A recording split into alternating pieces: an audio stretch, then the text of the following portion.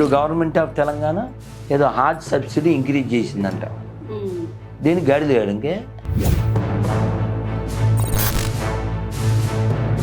అన్నం పెట్టేవాడికి ఇవ్వండి రా సబ్సిడీ అంటే, కన్నం పెట్టే వాళ్ళకి ఇస్తారు ఏంటండి? ఎందుకు ఇవ్వాలి? ఎవరి మతాలను వాళ్ళు గౌరవించుకోవడంలో తప్పులేదు, కానీ పక్కన వాళ్ళ మతాలను తిట్టడము, దాన్ని ముందుకు తీసుకెళ్లాలని. హిందూ జనాభాని తగ్గించడం కోసం వాళ్ళు చాలా కష్టపడుతున్నారు. హిందువుల్ని ప్యాకప్ చేయకుండా వ్యాకప్ చేయడానికి ఎడారి మతాల్లో ఏం చెప్తారంటే, మేము ఆల్రెడీ వాడు ఎవడో కనిపెట్టేసాం, ఇంకా వాడిని నేను అమ్మడం ఈ రెండు చేపితే కొమ్మడం. ఇదే. అందరికీ నమస్తే అండి, welcome back to my channel. మనతో పాటు ప్రముఖ ఆధ్యాత్మికవేత్త రాధా మనోహర్ దాస్ గురూజీ ఉన్నారు. ఇప్పుడు చాలా మంది హిందూ ధర్మం కాపాడడానికి ముందుకు వస్తున్నారు, సనాతన ధర్మానికి పాటుపడుతున్నారు చాలా మంది. అసలైన హిందూ మతం ముందుకెళ్ళాలంటే ఏ విధంగా చేయాలి? హిందూ మతాన్ని, సనాతన ధర్మాన్ని ఏ విధంగా ముందుకు తీసుకెళ్ళాలి? దీనికి ఏం చెప్పంటే, అప్పనే ఆచార్ భక్తికరలో ప్రచారం. నువ్వు ఆచరిస్తే నువ్వు ఇతరులకు చెప్పు. అదేదైనా మీరు ఆచరించి చెప్పండి. ఉదాహరణకి మీరు భగవద్గీత చదవండి అని నేను చెప్తాను. మీరు భగవద్గీత చదవండి అని నేను చెప్తాను, ఎందుకంటే నేను చదువుతాను కాబట్టి. అలాగే మీరు పొద్దునే సూర్యుడు నమస్కారం పెట్టండి అని చెప్తాను, ఎందుకని నేను పెడతాను కాబట్టి.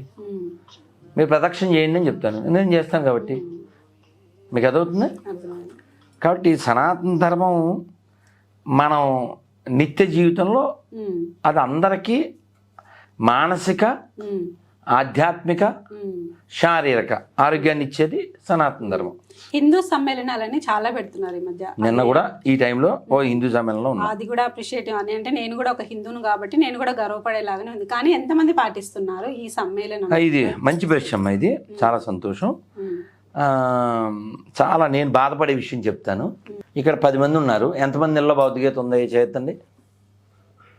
ఇదే క్వశ్చన్ అడుగుతాను అక్కడ మ్యాక్సిమం ప్రతి హిందూ సమ్మేళనం. ఎందుకంటే వచ్చిన వాళ్ళకి తెలుసు, 100 మంది వస్తారమ్మా, కొన్ని చోట్ల 1000 మంది వస్తారు.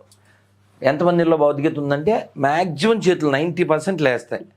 రెండో ప్రశ్నకి మాత్రం 20 మంది చేతులు రావు, 10 చేతులు కూడా రావు. ఏంటి రెండో ప్రశ్న? భగవద్గీతలో 3 అధ్యాయాల పేర్లు ఎవరు చెప్పగలరా అని అడుగుతాను. మొత్తం 3 అవుట్ అయిపోతుంది. 18 అధ్యాయాల పేర్లు కాదు, 18 శ్లోకాలు కాదు, 18 శ్లోకాల్లో అర్థాలు కాదు, 3 శ్లోకాలు కాదు, ఒక్క శ్లోకం కూడా అడగను. 3 అధ్యాయాల పేర్లు తెలియవు. ఎందుకు తెలియవు? చదవలేదు కాబట్టి. ఎందుకు చదవలేదు? నీకెవరు నేర్పలేదు. ముస్లిం ఖురాన్ తెలుసు, క్రిస్టియన్కి బైబిల్ తెలుసు, హిందూకి భగవద్గీత ఎందుకు తెలియదు? నేర్పబడలేదు. మనకి ఆర్టికల్ 30 ఇందులో ఒకటేమో ముస్లింలు, క్రైస్తవులు వాళ్ళ పాఠాలు చెప్పుకోవచ్చు. 30A అనుకుంటా మనదే, చెప్పకూడదు. ఆ టోపీగాడు అది పెట్టాడు, ఆడు మతం అనుకోండి అది. సో మన స్కూళ్ళల్లో నేర్పించరు, గుళ్ళోనూ నేర్పించరు, అమ్మ ఒళ్ళోనూ నేర్పించరు. ఎందుకంటే అమ్మకు కూడా తెలదు.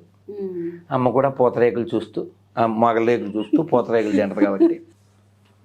స్కూల్స్ పెరగాలి, అమ్మ కేర్నెస్ ఎక్కువ పెరగాలి. అలాగే గవర్నమెంట్ కూడా భగవద్గీత నేర్పించే ప్రక్రియని ఒక వ్యవస్థను చేయాలి.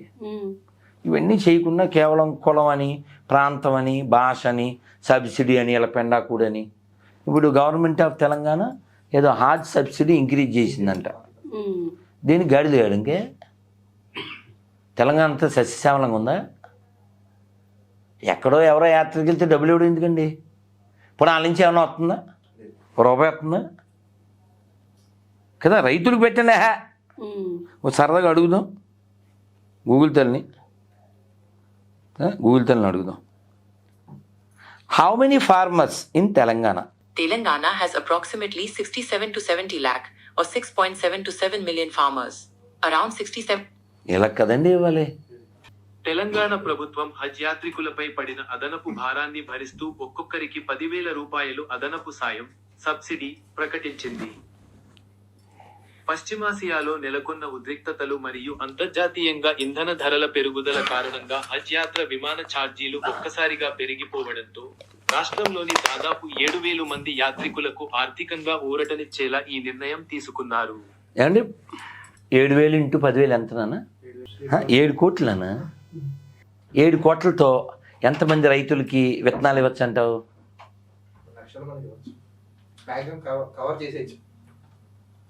ఇందా మనం అడిగాం ఎంతమంది రైతులు ఉన్నారని. 70 లక్షల రైతులు ఉన్నారు. 70 లక్షల రైతులకి 70 కోట్లు ఖర్చు పెడితే ఎంత బాగుంటుంటావు? అన్నం పెట్టేవాడికి ఇవ్వండి రా సబ్సిడీ అంటే, కన్నం పెట్టే వాళ్ళకి ఇస్తారేంటండి? ఎందుకు ఇవ్వాలి? పోనీ అది కూడా గూగుల్ తెలియని అడుగుదాం. ఇందాక ఏదో ఇంటర్వ్యూ వందే మాత్రం ఎందుకు పాడాలి అంటున్నాడు. మేము మా అమ్మకే దండం పెట్టాం, ఈ భూమాతకి ఎందుకు పెడతాం అంటున్నాడు.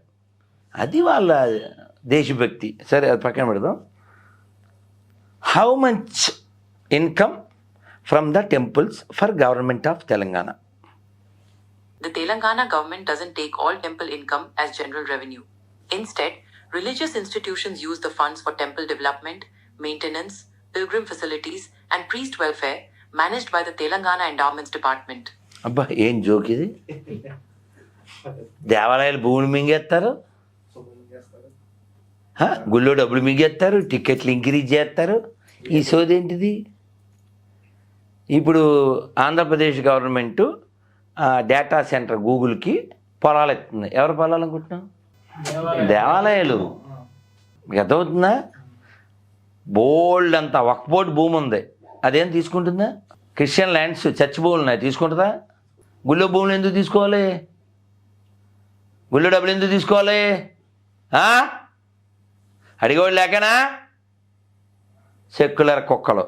ఎవరి మతాలను వాళ్ళు గౌరవించుకోవడంలో తప్పులేదు, కానీ పక్కన వాళ్ళ మతాలను తిట్టడము, దాన్ని ముందుకు తీసుకెళ్లాలనుకోవడం, ఇది ఎంతవరకు కరెక్ట్ అంటారు? అది వాళ్ళ వాళ్ళ పుస్తకాలను బట్టి ఉంటుందమ్మా. వాళ్ళ పుస్తకాలను బట్టి వాళ్ళ మస్తకాలు ఉంటాయి. మీ నాన్నగారి గురించి చెప్పండి, మేము వింటాం. అలా చెప్పేటప్పుడు మీకు పైత్యం పెరిగి మా నాన్న చాలా గొప్పడు, వాళ్ళ నాన్న వేస్ట్ అని అన్నారు అనుకోండి, దాన్ని ఏమంటారు? ఏమంటారమ్మా? పైత్యం అనే కదా అంటారు. సో మన పుస్తకాల్లో ఏం చెప్తారంటే, దైవం అనేది వ్యక్తిగత భావన, దైవాన్ని పొందడానికి పరిశోధన చేయాలి, అన్వేషణ చేయాలని చెప్తారు. కానీ ఎడారి మతాల్లో ఏం చెప్తారంటే, మేము ఆల్రెడీ వాడు ఎవడో కనిపెట్టేసాం, ఇంకా వాడిని నేను అమ్మడం ఈ రెండు చేపితే కొమ్మడం, ఇదే మిగిలిందని చెప్తారు. ఇప్పుడు ఈ ప్రపంచంలో భారతదేశం ఒకప్పుడు చాలా పెద్దది. ఈ బంగ్లాదేశ్, పాకిస్తాను, ఆఫ్ఘనిస్తాను, భూటాను, నేపాలు, ఇవన్నీ, శ్రీలంక, ఇవన్నీ ఇందులో భాగాలు. ఇవన్నీ మయన్మార్ కూడా ఇందులో భాగం. మొక్కలైపోయినాయి. ఇందులో బంగ్లాదేశ్, పాకిస్తాన్, ఆఫ్ఘనిస్తాన్ ఏ కారణం చేత మొక్కలైనవి? మతం కారణం చేత. అంటే ఒక దేశాన్ని కొన్ని కోట్ల మంది హిందువులు చంపేసి ముక్కలు చేసేసారు. కాబట్టి ఆ మతం నుంచి ఈ ప్రపంచాన్ని రక్షించుకోవాల్సిన బాధ్యత ఎవరిది? దేశాన్ని రక్షించుకోవాల్సిన బాధ్యత ఎవరిది? హిందువులది. నువ్వు చదవాలి, నువ్వు భౌతికత చదవు, నువ్వు ఖురాన్ చదవు, నువ్వు బైబిల్ చదవు, ఎలా బాగుంటావు? అందుకని అన్నీ చదవండి, అన్నీ సెట్ అవుతాయి. ఈ మధ్యకాలంలో మే 12వ తారీఖున మీరు ఒక ప్రసంగం చేశారు. అక్కడ కావాలనే మీ మీద కేసులు పెట్టారు. సో దానికి ఆన్సర్గా హిందువులు కూడా చాలా మంది మిమ్మల్ని అభిమానించే వాళ్ళు కూడా బాధపడిపోతున్నారు. అసలు దీనికి రీజన్ వెనకాల ఏమై ఉంటుంది అనుకుంటున్నారు? ఎవరిని పర్టికులర్ పర్సన్ ఉంటారు, రాజకీయాల పరంగా కూడా ఉంటున్నారని అంటున్నారు. దీని గురించి ఎవరో బుద్ధిహీనులు కేసు పెట్టి మళ్ళీ తర్వాత తీసేశారు. నా దాకా కూడా వచ్చింది. అంటే ముందు చాలా కేసులే ఉండిండొచ్చు, కానీ ఇది సోషల్ మీడియాలో ఒక హల్చల్ అనేది చేసింది. ప్రధానంగా కారణాలు ఏవై ఉంటుందని మీరు? ఏముంటుందమ్మా, నిజాన్ని యాక్సెప్ట్ చేయలేకపోవడం ఉంటుంది, అంతకుమించి ఏముంటుంది. ఇప్పుడు మీరు ఏదైనా వీడియో చూడండి, నన్ను తిడుతూ ఉంటారు కదా, పొగుడుతూ ఉంటారు, రెండు ఉంటాయి. ఈ తిట్టే వాళ్ళ పేర్లు ఒకసారి చూడండి, పేరే ఉండదు, అడిగినా సమాధానం ఉండదు. అలా పేరు చెప్పుకోలేని విధంగా వాడిని ఎవరు తయారు చేశారు? వాడిని అలా ఎవరు దిగజార్చారు? వాడు తెలుగుడే కదా. ఆ తెలుగుడికి తెలివి లేకుండా ఎవరు చేశారు? ఏదో పనికి మన పుస్తకం. రాధా మనోహర్ దాస్ అనే గురూజీని ఆపాలని కొంతమంది చూస్తున్నారు, దానికి మీ ఆన్సర్ ఏంటి? వాళ్ళ ప్రయత్నం వాళ్ళని చేయనివ్వండి, వాళ్ళ ప్రయత్నం వాళ్ళని చేయనివ్వండి. ఉమ్, ఇప్పుడు ఈ దేశం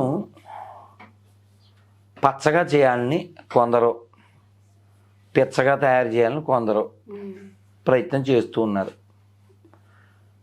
గత 1000 ఏళ్ళుగా చేస్తున్నారు. ఉమ్, కొంతవరకు వాళ్ళు సక్సెస్ కూడా అయ్యారు.